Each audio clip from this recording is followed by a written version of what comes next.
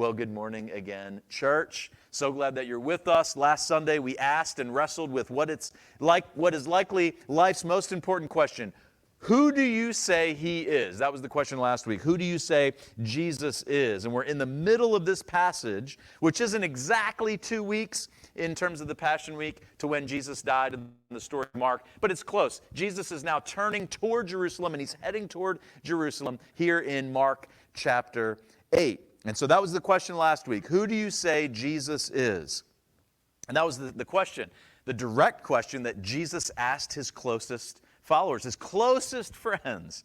And if you missed that message last week, I really encourage you, not because I shared it, but because I was blessed in listening back to it. And I think it really helps in so many ways understand who Jesus really is, and especially setting up Easter Sunday next week. The crowds got it wrong. Jesus was not John the Baptist. He was not Elijah. He was not one of the prophets. He's not a great teacher. He's none of those things. When asked directly, who do you say I am? Peter didn't hesitate. He boldly said, you are the Messiah. You are the Christ. Now, if the story ended there, and all that Peter and the disciples, and by extension us, had to do was just believe that Jesus was and is the Messiah, that would be super easy, right? That would be awesome. Like, Jesus is the Messiah, yes, just put it all over social media, go knock on your neighbor's doors, tell them that Jesus is the Messiah, and let's move on with our lives. That wouldn't really be good news, though. And it wasn't inherently good news, especially as Peter listened to it right away. It didn't seem like good news to him either. The story was really just beginning there, wasn't it? Sure, Jesus fed thousands with a handful of loaves and a couple of fish. He healed the blind. This is all in Mark chapter 8. He raised the dead, and he walked on water. It's pretty impressive, right? Like, that's a pretty awesome resume, and that's just a couple of things that Jesus did right in there. But miracles were not Jesus' mission. That was not the mission of Jesus then, and that is Jesus' mission right now today is not to do a miracle in your life. Didn't get a whole lot of amens there. Not that we don't want a miracle, but the miracle has already been done.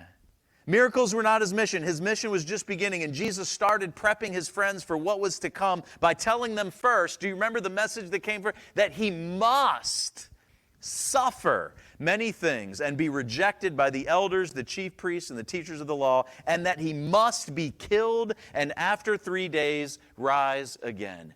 That was his mission.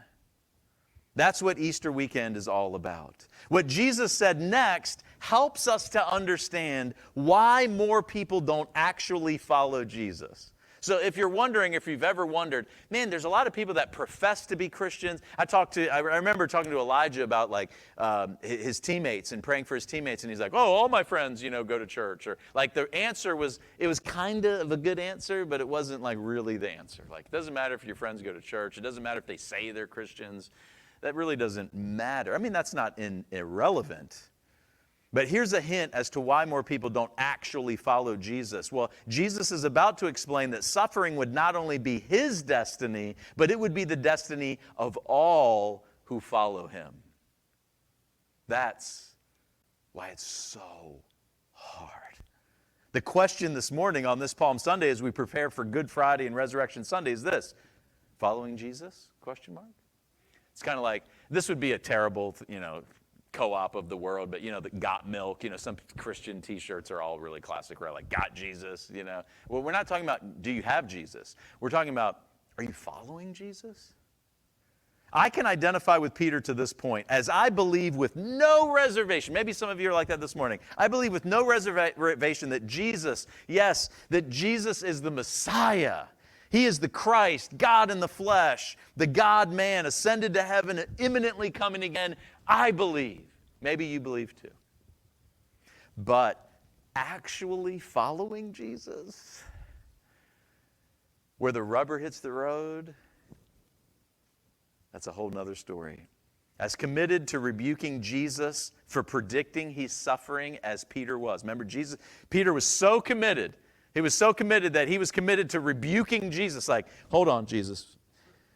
He pulled him aside. Remember we talked about this last week. Yeah, I don't know. This whole suffering piece, that's not what we thought. Hosanna, it's Palm Sunday, right? Hosanna, he rode on a donkey. He was coming as a king, and he's going to overthrow all the bad people and make everything. He's going to right every wrong, and we're going to be right there with you, Jesus. There's a lot of people that are in churches today. That's the Messiah that they're trying to follow. And Jesus said, no, that's not the kind of Messiah that I am. I've got to go do some suffering, and I've got to go to a cross, and I've got to be buried, and then I'm going to raise again from the dead, and then you're going to do the same, essentially. So as committed to rebuking Jesus for predicting his suffering as Peter was, I'm often more committed to my own comfort and safety or security or reputation than I am to suffering for my faith. And maybe you can relate to that. So let's lean in and listen to what God has to say this morning through his word. This applies, brothers and sisters, to every aspect of our lives. I wish I had more time to unpack this with you. I'm going to do my best to make it as relevant. But this impacts our views on everything. You've probably got some views that you brought into this room this morning. And I say this out of love and compassion, and as the person that's in the front of the line who needs some views changed, by the way. But I want you to bring your views and your mindset and your worldview about everything, whether it is sexuality or gender or work or family or money or time or retirement or how we view our community and our neighbors, and we can go on and on and on. Everything is impacted by what Jesus says right here. So are you ready? Are you excited about that now? I hope so. Mark chapter 8, verse 34. Mark chapter 8, verse 34, in the middle of the context, or in the middle of the story that we started with last week, Jesus has just asked, who do the people say that I am? Who do you say that I am? And now, well, not now, then, verse 34, then he called the crowd to him. So he's with his disciples. He's going through Caesarea Philippi, this beautiful place, these gardens and waters. It's beautiful, spectacular. And he's with his disciples, and he's talking about the most important thing, the most important question in all of human history. And there's some crowd that's attracted. Wherever Jesus was, there was a crowd. And he calls the crowd to him, along with his disciples. So now he's speaking to a mixed audience. He's not just speaking to his disciples. He's speaking to the people in the crowd. And some of them may believe, some of them not believe. Some of them are skeptics. Some of them are curious. Some of them are seekers. Some of them are fringe believers. Who knows? He calls the crowd to him along with his disciples, and he said, whoever, by the way, we like the loving, meek, and mild Jesus. You've heard me talk about this before. We love messages that are about love and compassion and I don't know that I've actually preached a message on tolerance, but we love those kinds. Let's talk about compassion and all those things. Yes. But Jesus did not compromise truth. And brothers and sisters, it doesn't matter how you feel this morning about a certain topic. What matters about any particular certain topic is what's true. I was counseling with a couple yesterday, wonderful couple that knows the Lord, Christian couple. We're doing counseling. And I was so grateful.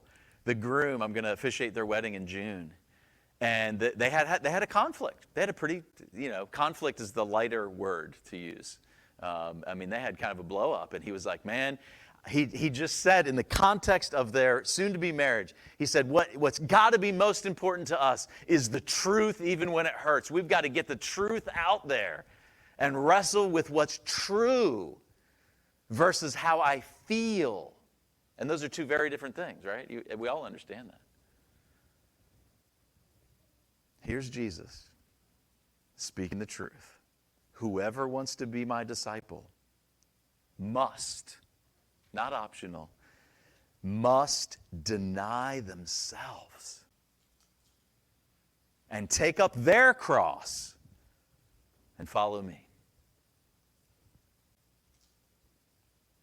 Jesus addressed the crowds as well as the disciples because the requirements are the same for anyone who contemplates discipleship or following him. Some in the crowd were thinking about becoming Jesus' disciples but had not yet made up their mind, and Jesus wanted to be clear to the crowds about what this movement was all about. What is this Messiah movement all about? Well, there is one negative and one positive requirement. One negative requirement is self-denial, replacing one's own preferences and plans with God's priority and will. So let's talk about this in this context, because churches don't talk about this enough. Let's talk about sexuality just for a moment. Can we do that in church? Well, we're going to do it anyway. In the context of marriage, God's will in the context of marriage is holiness and faithfulness. If we could just sum it up, God wants men and women who are married to one another, a man and a woman, to be faithful to. Can we agree on that? Amen? Amen. God wants that, right? In singleness, God's will, this is this old school word, but God in singleness wants chastity or purity. Could we say that? I know that tends to get a negative. But faithfulness in singleness too. Those are the two options. Now, I don't want to get too personal and ugly in here, but, we got a few married men in here. Married men, let's be real. Like when we got married, did that all of a sudden do away with any temptation to, let's say, look at a pretty girl who's not your wife and maybe even lust after a woman, right? That could be, let's just say that could be a temptation, right? And God says in the context of that relationship, He wants us to be faithful and holy, right? And so that applies in the same way to those who might be struggling, let's say, with same-sex attraction. Well, I don't talk about this very much, and I haven't talked about it a whole lot, but I want to talk about it a whole lot more. How do we wrestle with that as a church? The church doesn't do that very good. And I just want to say simply here, based on what Jesus is saying here, it doesn't matter how I feel. And look, I'm just going to be totally honest right here for a few minutes, probably embarrass my wife, but I'm not thinking about anybody in particular, but let's just say I'm married, right? I'm out on my back deck, and my neighbor, and I don't have like a bunch of like beautiful neighbor women sunbathing outside or anything, thank God, but let's say there was. And there's just some beautiful sunbathing ladies out in the neighborhood.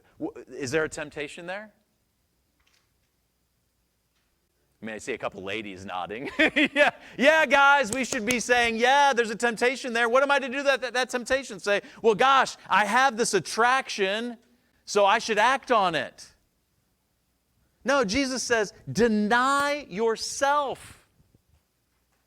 I have this desire, I have this temptation that's leading me astray from God's will. God's will is faithfulness, and this temptation is trying to lead me away from that. There's no difference between that and how God feels about a same-sex attraction. Some people, and I think we need to really understand this, those of us who have never struggled with this, which I would say I've never struggled with this, there are people in churches, there are young people in churches who are struggling and they don't know how to talk to, they don't know who to talk to. They have no one to talk to. And hopefully they'll be okay talking to us. What do I do with this? Well, you bring it before Jesus, just like someone who would be struggling with stealing. It's not the same thing, you understand? But it's the same concept of there's something that I feel is right. There's something that I feel that I want, and so then therefore it must be okay because I want it. Because I was born that way. Well, you're right in one sense. You are born a sinner, as I am and was. And so that sin nature, it affects the way we think about everything, and significantly it affects sexuality, big time, right? So this is not a sermon about sexuality, but I wanted to make sure to fit that in here. So the negative requirement here of following Jesus is self-denial. It's replacing one's own preferences, my preference for a certain type of person that may not be God's will for me. As much as if I'm a heterosexual person, as important it is for me to choose someone that is in line with my commitment to Jesus, right? That's just as important as in a heterosexual relationship as it is if there's some same-sex attraction. Equally, I should be forbidden from being connected with someone who isn't going in the same direction spiritually as I am from someone, and fill in the blank, right? I hope we're together. I hope we can still smile after that. A lot more we could say there. But the other positive requirement is following Jesus faithfully and publicly, even though it could result in shame and suffering and in many cases physical death, as it meant for almost every single one of Jesus' followers and friends who heard this message. And many of our brothers and sisters around the world, do you realize more and more have lost their life because they followed Jesus in the last 2 decades? In the last actually, I think it would be probably more accurate to say in the last 40 or 50 years, more Christians have been martyred than nearly in the rest of church history. We don't like to admit that. We certainly don't like that news, but the stronger that religious police states are in other places of the world, the stronger they are in attacking the church and trying to get rid of it. And so, communist countries, socialist countries, if you're not paying attention, those countries, Muslim countries, where it's Sharia law and it's against the law to be a Christian. Can you imagine? Can you imagine if suddenly it became illegal to be a Christian in the United States? Can you imagine even if it was legal to be a Christian, but it was illegal to tell somebody about Jesus? What would that do to your faith? Well, that's the way it is in many places around the world, more in the last 50 years than it ever has been. Every day, the world attempts to disciple us into its view of what life is all about, which usually centers around me, me, me. Remember the classic BK commercial? BK, have it your way. You rule. I love that commercial. Have it your way, you rule. What that was just a brilliant marketing. Brilliant. We are bombarded every day through the media, whether commercials, movies, billboards, talk show hosts, books, etc. The God, lowercase g, of our generation is often comfort, isn't it? And any kind of suffering is more of a problem to be solved than something to embrace. From this perspective, suffering is the problem, not the pathway of following Jesus. It's to be avoided at all costs rather than embraced as the way of following Jesus. But we follow the one who carried the cross on his back, and he is calling us to do the same. I would rather have, we've set it up this way because we're expecting hopefully a few more people on Easter Sunday. We know it's spring break, some people are out traveling, whatever. Some people are sick this morning, that's fine. We wanted to see how this looked, and this is probably how we'll do it next Sunday. And brothers and sisters, there's a tension within me because of my own flesh. I'd love to have 1,000 people, to talk to every Sunday. But I would rather have 30 people who are all in for the mission of Jesus. Because we call our members owners. I would rather have a handful of people who own the mission, who live it out, and they're willing to pay the cost for what that means, because there is a cost with it, than to have a big crowd. And I hope that's the kind of church you want to be a part of too. A church where people are really in, not weird. I guess we're a little weird. We can be a little weird sometimes, right, Javon? Are we a little weird? Nah, he would. It's on camera. He's not going to admit to it on camera, but Javon knows. Javon knows. He's part of our family here. Now, what Jesus says next is one of life's great paradoxes. And this passage, Laura and I read some books early, kind of in the midst of our dating. Elizabeth Elliot, Through the Gates of Splendor, one of my favorite all-time books.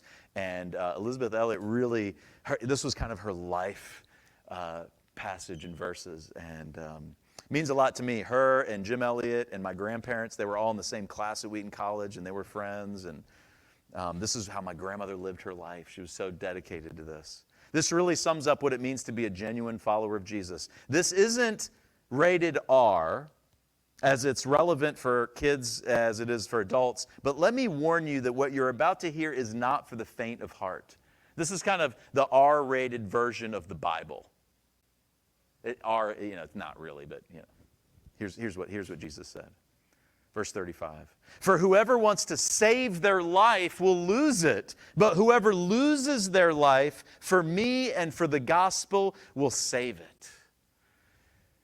Oh, I wish it was easier. Jesus used the word life here. This is the Greek psyche, I mean, that's not how the Greek word is pronounced, but that's how it is. It's just like that in English, the prefix. It's used in two ways in this verse. The translation of this Greek word as soul, it's often in soul, and you're going to see it in the next verse as soul, which is the common way to take it, has caused some people to conclude that Jesus was warning about the loss of salvation. For whoever wants to save their soul will lose it. Right? So it could be taken that way. The word here, like many words in many languages even, it's important that you translate it in its context. So he was not saying that. In its first occurrence, for whoever wants to save their life, that clause, life, refers to one's physical life. If you want to save your physical life, you'll lose it. But in the second part of the clause, it means the essential person that continues to exist beyond the grave. Whoever wants to save their physical life will lose it all. Likewise, lose has two meanings here. In the first clause, it means the loss of reward for believers or the loss of salvation for unbelievers. If you want to save your life as an unbeliever, you've lost it not only here, but into eternity. Does that make sense? They didn't have something that they lost, but they lost their opportunity. They wanted the world instead. And Jesus even said, right, it is easier for a camel to go through the eye of a needle than for a rich person to enter the kingdom of heaven. And the disciples are like, well, that's impossible. We sang about it this morning, right? It is impossible, but with God, all things are possible. So we know that it is possible, and Zacchaeus is an example of that in the Bible, right? He was a wealthy man of power, and he was willing to give it all.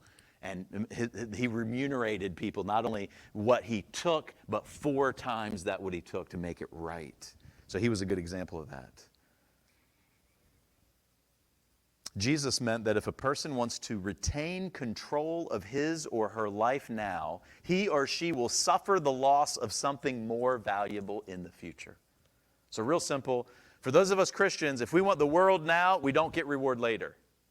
Reward later. If we're not a Christian, we're not a follower of Christ, what you get now is all you get because it's eternal separation from God later. Both are tremendous loss. On the contrary, if a person will give up control of his or her life to follow Jesus, he or she will gain something of greater ultimate worth. Here's the test of life. Will we believe Jesus? Will we believe without seeing? Will we take him at his word because of next Friday, Saturday, and Sunday? Is that enough? Is it enough that Jesus died and was buried and rose again? Is that enough for us to believe what he said and stake our life on it? And certainly those who walked with him did. And hundreds and hundreds and hundreds and hundreds and hundreds of people right there immediately did. Their lives were transformed. And the history of the world in the last 2,000 years has been changed. But you might need some more evidence, I suppose. Sorry. The empty tomb is the greatest emphasis. Hebert says this in his commentary, and I love this. He says this, quote, "The calm assertion, for my sake," Jesus said, suffer the loss of things for my sake, reflects Christ's consciousness of his unique supremacy, which justly claims the absolute allegiance of his disciples. And the Gospels, Jesus said, added only in Mark here, points to the message which he accepts and propagates at the cost of himself. The two form two sides of one great reality. Christ is known to us only through the gospel, and our adherence to the gospel means our loyalty to him. Jesus continued to clarify what he meant. Verses 36 and 37.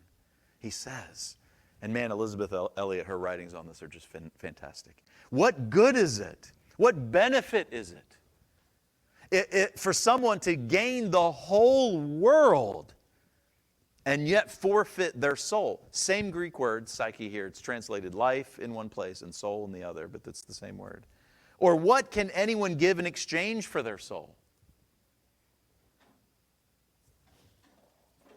Soul, the same Greek word here, I already mentioned that, in these verses means the whole person.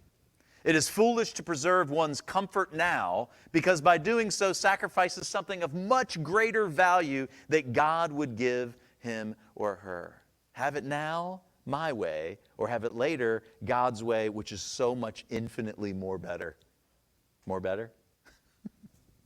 Note the scope of the comparison. Gaining the whole world. This includes material possessions, position, pleasure, power, all that the world can provide and promises, and just what Satan tempted Jesus in the wilderness to do. Jesus has been starving. He's fasting for 40 days.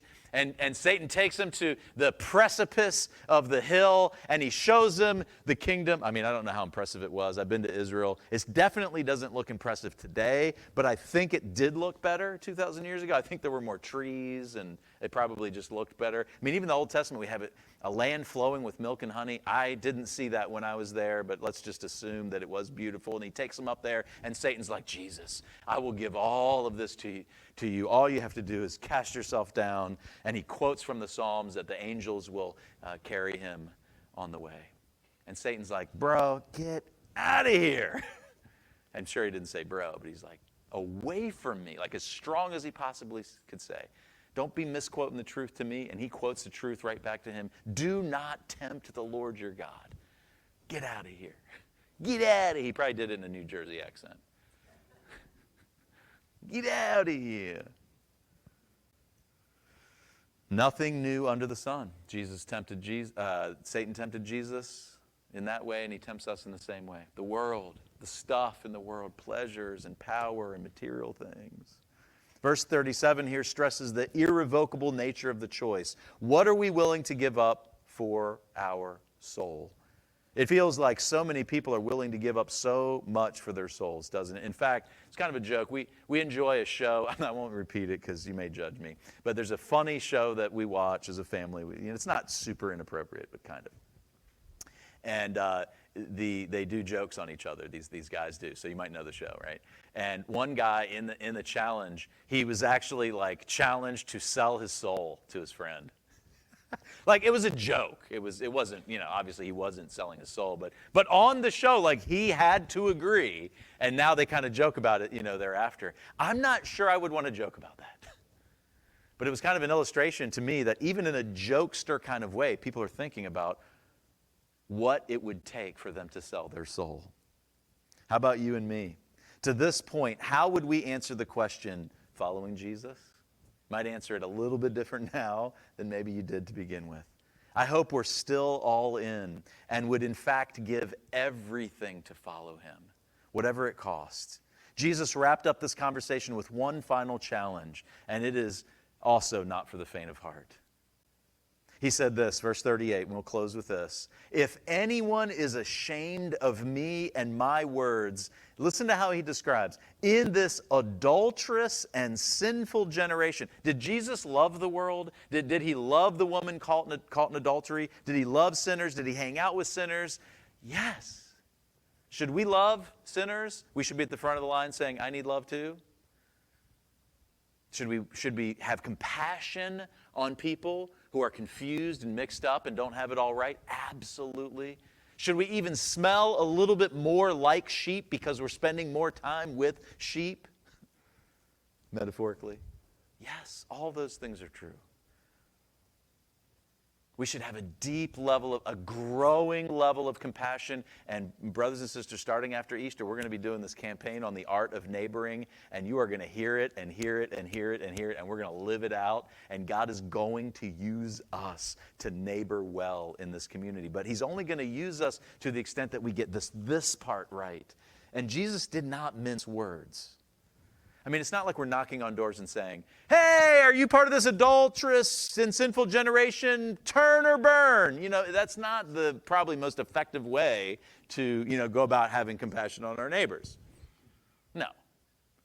Shame on churches who, do that kind of thing. We should be knocking on the door and say, hey, do you need a place to be yourself where people will love you right where you are? And they'll care about you enough to speak the truth to you in love and help walk with you through this journey of following Jesus, even if it seems really confusing now, because that's my story. Let me just tell you my story. It's not really complicated. Man, I was blind, but now I see. And we all have that testimony, even if it was we were blind at 5, and like Laura, and she came to know Jesus at a young age. She's got an awesome testimony. You have an awesome testimony. You all have an incredible testimony because it's about a sinner becoming a saint. Not in all the practices, not yet, because we're Restoration Church. We're in the process of being restored, right? But in the midst of following Jesus and having love and compassion for our neighbors, Jesus says, if anyone is ashamed of me and my words in this adulterous and sinful generation, is this an adulterous, sinful generation? I mean, I haven't even posted things much on social media. I try to stay off more and more because I see the politics and the morality. It's just wicked everywhere. I don't like any of it. You know, have your views and all that kind of stuff, but it's just, it's like a cesspool out there, man. And I don't know about you, but let me just, quick caveat, just off the cuff moment here. The national stuff is important. National news is important. Like, you care about it, care about who's the president and all that. But I don't know, man. The more I get off on all that, like, there's enough going on right here.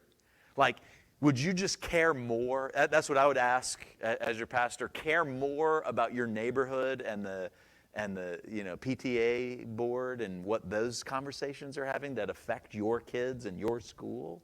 Care more about the county council that's leading your community. Get more involved in that. Get upset with that if you want, but get involved.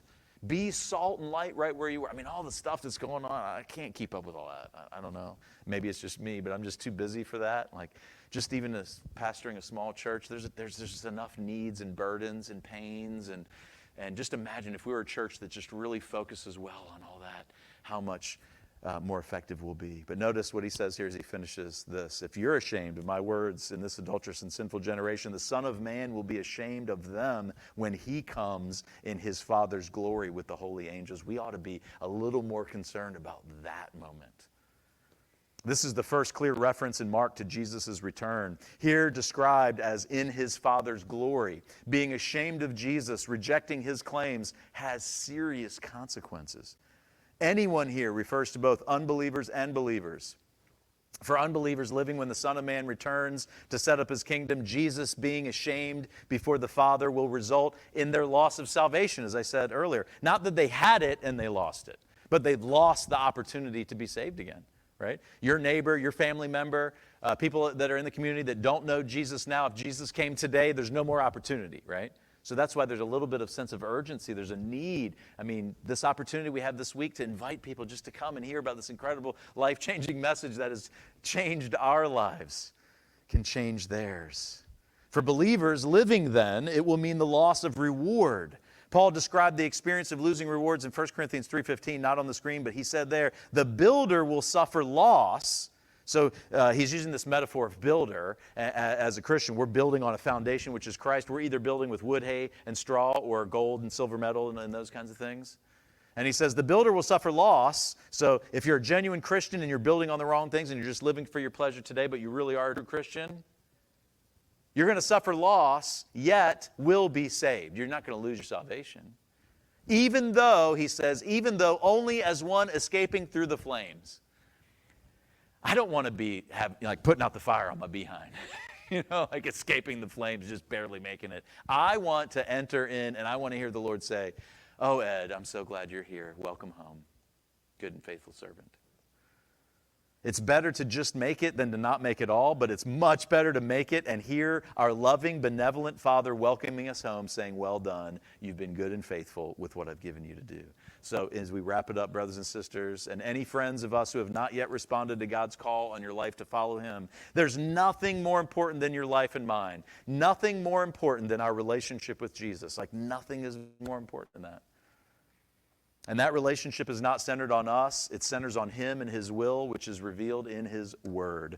So for those who have already decided to follow Jesus, I want to urge every one of us to commit and recommit to following closely and to give up everything to follow him, to deny ourselves and take up our cross and actually follow him publicly and unashamed of the cost. That's something that we don't just decide that we're going to do and then we've got that. That's why I say we just need to commit to it and recommit to it. That's one of the benefits and one of the reasons why it's so important to come and gather on Sundays, especially on the first Sunday of the month where we're celebrating communion. We're being reminded that we know are true, but we're being reminded that they're true. And so how apropos on this Palm Sunday, just before Good Friday, that we celebrate communion. Those of you who haven't yet said to Jesus, I urge you to go all in and say yes to him today. To put your trust in him and what he has done for you, to receive his love and give your life to following him in return. Don't let another moment or day go before you decide to follow Jesus all in. That doesn't mean you got your life all cleaned up. It doesn't mean you have it all right or you know how it's going to look or you got it all figured out. It just means I'm all in for that. I don't know really what that means, but together we'll kind of figure it out. We'll encourage each other along the way. There is no more worthwhile pursuit in life, no greater rewards or joy or purpose here on earth. It's what we were born to do. I am so excited. I'm so grateful. I'm so thankful to be pastoring this church during this time right now, having this opportunity that we have this week. So brothers and sisters, let's take a moment, kind of commit, recommit, whatever we have to do. Elliot's going to sing a song, and then I'm going to come and lead us in communion.